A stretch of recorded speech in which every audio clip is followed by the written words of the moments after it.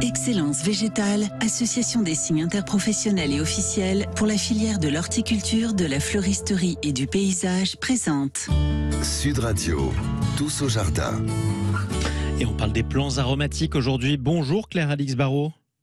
Bonjour. Soyez la bienvenue sur Sud Radio. Merci. Vous êtes gérante de la maison Barraud, la Poussonnière, Maine-et-Loire. Tiens, Exactement. plants aromatiques, de quoi on parle là d'abord ? Eh bien, les plantes aromatiques, c'est une grande famille.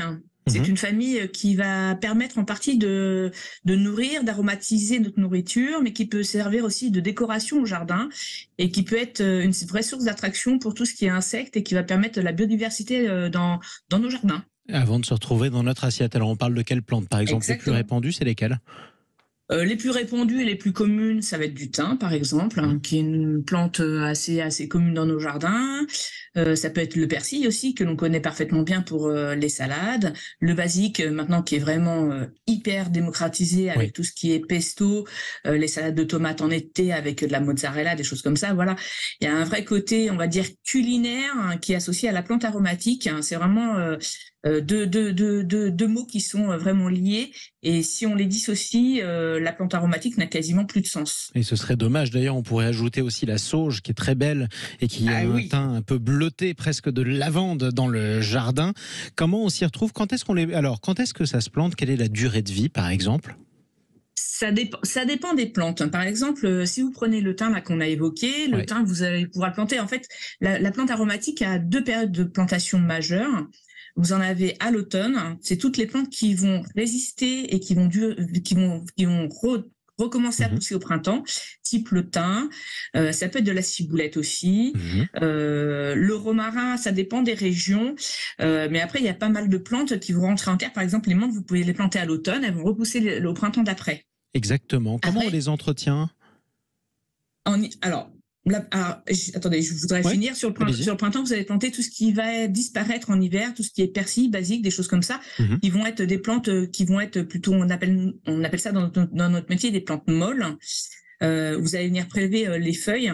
Et donc ça, c'est vraiment une plantation de printemps à faire. Vous pouvez aussi les planter à l'automne, mais sachez que vous prenez un risque, parce qu'il y a un risque de geler en hiver s'il y a un hiver vraiment très froid. Après, pour les plantations, c'est relativement simple. Déjà, vous les achetez dans différents points de vente. Voilà, il n'y a pas de points de vente qui sont mieux que d'autres. Tous les points de vente sont bons. Il y a juste une chose où il faut faire attention, c'est vraiment le Gencode. Essayez d'acheter au maximum français, puisque on a quand même une belle filière dans notre pays. Et le Gencode est très important. Le Gencode, c'est entre 300 et 379. Et ça, ce sont les Gencodes de la France. Ce sont les 3 chiffres, vous savez, sur le petit code barre. Les 3 premiers chiffres, ça, c'est la France. Donc, redites-le justement, c'est important qu'on s'en souvienne quand on regardera le code barre, quand on en achètera. Ce code, au bout du code barre, pour que ce soit français, il faut que ce soit entre... Alors, les 3 premiers chiffres du code barre, c'est entre 300 et 379. Et ça inclut, c'est français, c'est très important. Ça, c'est français. Voilà. C'est français. Donc, faites-y attention, c'est vraiment quelque chose qui est primordial. Ça permet de faire vivre les horticulteurs français, ceux qui font les plantes en France et même d'autres professions. Alors, en un mot, une fois qu'on les a plantés, comment on les entretient dans son jardin ?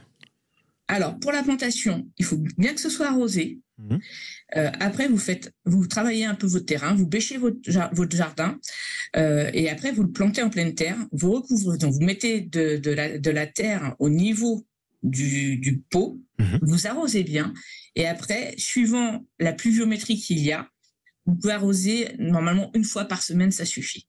Mais ça, c'est pour la pleine terre. Vous pouvez aussi les avoir sur votre balcon, dans les jardinières. Mais vous pouvez aussi les laisser dans les pots, parce que ça, c'est une partie qui est inexploitée. Et par exemple, le basique, très souvent, on le met dans la maison. Ça permet d'avoir la petite feuille de basique à mettre sur le petit plat de tomates mozza et de l'envoyer sur la table directement derrière. On a l'impression d'avoir un bout de jardin dans sa cuisine, c'est agréable. Allez, on termine par ce label rouge en construction pour les plants aromatiques. Comment le décrire ? Le label rouge, on va dire, c'est une forme, on va dire, de reconnaissance et de bonne pratique de notre métier. C'est aussi tout un processus qu'on essaye de mettre en place pour, on va dire, certifier nos plantes. Alors, il faut savoir qu'il n'y a pas que label rouge. En France, il y a plein de labels qui existent et qui permettent aussi de prouver qu'il y a des bonnes pratiques. Déjà, juste le label le plus commun, c'est le Fleur de France. C'est un label. Ça permet de dire que les plantes sont produites en France. Ensuite, il y a un autre label qui est beaucoup moins connu, mais qui a en fait un vrai côté social aussi, c'est Plantes Bleues. Et en fait, ça, vous pouvez le retrouver normalement sur le chromo. En fait, c'est l'étiquette qui est sur la plante.